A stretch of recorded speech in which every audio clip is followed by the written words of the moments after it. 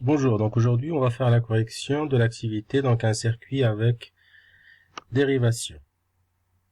Donc c'était la deuxième activité, donc on a vu une première activité sur les circuits en série. Donc l'objectif c'est de faire la différence entre les circuits en série vus pendant la première activité et les circuits en dérivation de cette activité.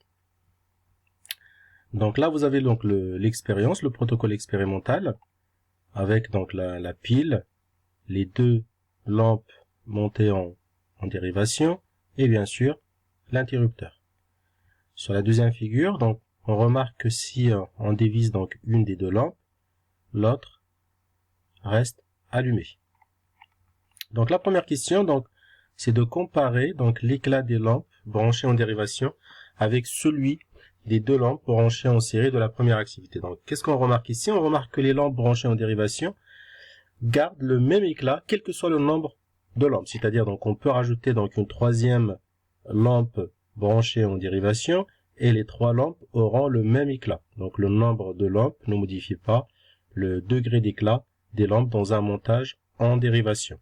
Par contre, dans un montage en série, plus on ajoute de lampes, moins les lampes brillent fortement. Donc le nombre de lampes modifie l'éclat des lampes. Deuxième remarque, dans un circuit en dérivation, si on débranche ou on dévisse une des deux lampes, l'autre reste allumée. Donc, par contre, dans un circuit en série, si on dévisse une lampe, les autres s'éteignent également. On peut rajouter aussi ici que dans un circuit en dérivation, les lampes brillent davantage que lorsqu'ils sont branchés en série. Donc, mais ça, vous l'aurez comme remarque dans le bilan. Deuxième question, donc le schéma d'un circuit de montage en dérivation, donc le circuit de la figure 2. Donc là, on remarque que les lampes sont branchées en dérivation.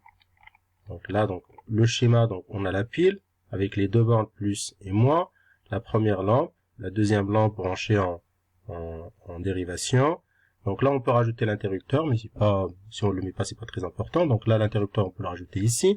Le sens du courant, donc avec les flèches, toujours de la borne plus vers la borne moins.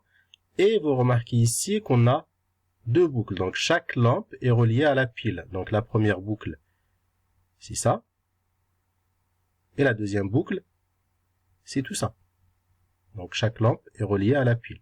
Ce qui fait que les lampes auront le même éclat, quel que soit le nombre de lampes. Comme j'ai dit dans la première question, on peut rajouter une troisième lampe et toutes les lampes auront le même éclat.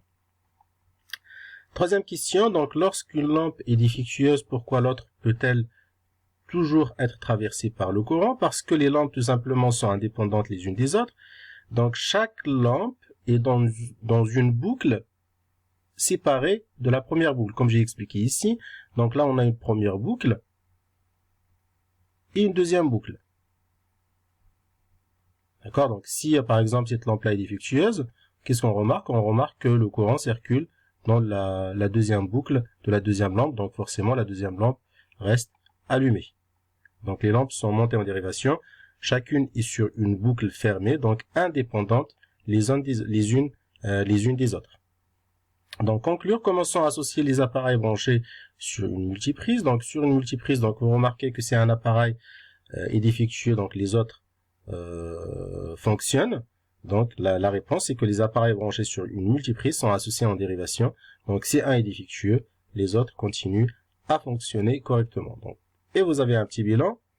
Donc des dipôles associés en dérivation fonctionnent indépendamment les uns des autres. Donc si un est défectueux, donc les autres fonctionnent correctement. Dans un circuit donc en dérivation, on a plusieurs boucles. Comme j'ai expliqué, donc sur le circuit, on a une première boucle et une deuxième boucle.